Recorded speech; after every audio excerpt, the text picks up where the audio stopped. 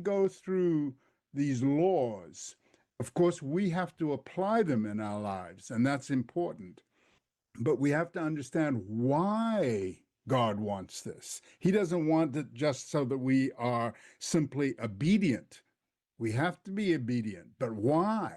It's because the application of these laws brings us into the oneness with God.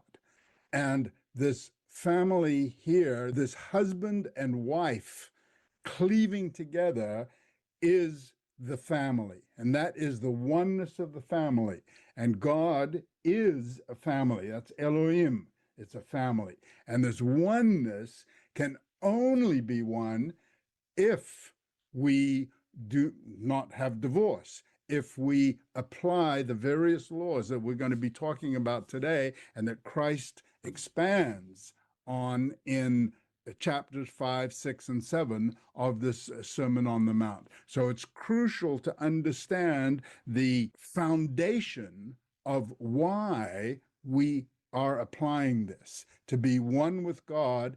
And remember, that oneness that we are being prepared for now by applying these laws is the oneness for all eternity. God wants to make sure that we stay one with him for all eternity, that there will not be any divorce, that there will not be any divisive behavior. And that's why he talks about this divisive behavior and how to avoid it, and how he gives us the Spirit to help us avoid it in these verses that we're reading. Yes, that's very important. So that application piece would be to understand when you do marry, of course, like we said, there's going to be ups and downs, but you're learning through that and staying together. In the kingdom, we're going to have to stay together and work together. So For we all need to learn eternity. that now. Yes. Right.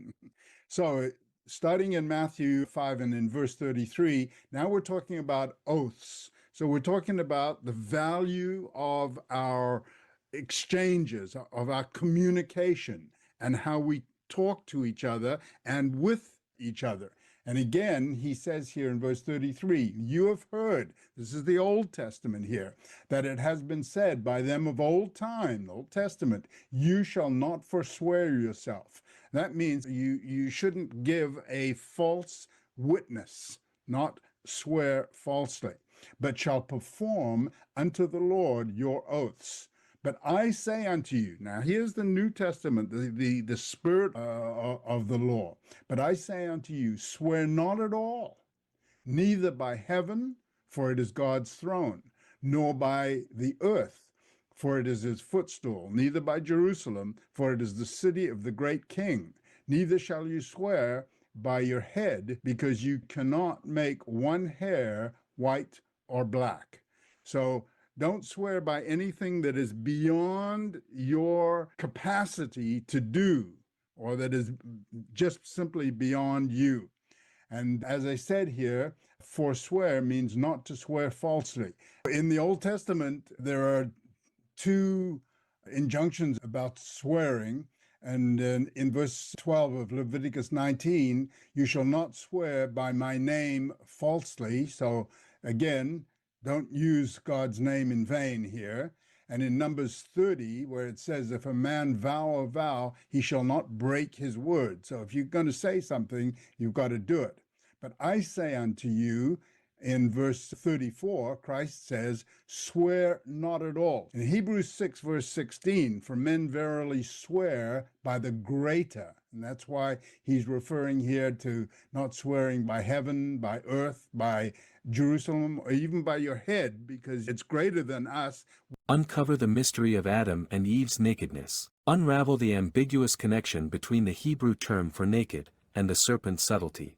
Uncover the mystery of Adam and Eve's nakedness. Unravel the ambiguous connection between the Hebrew term for naked and the serpent's subtlety. Join us for this free mini-course and gain a profound new perspective on biblical Hebrew. Unlock Scripture's core meaning with biblical Hebrew made simple. No reading, no memorizing. Get your free mini-course now. theexplanation.com/naked.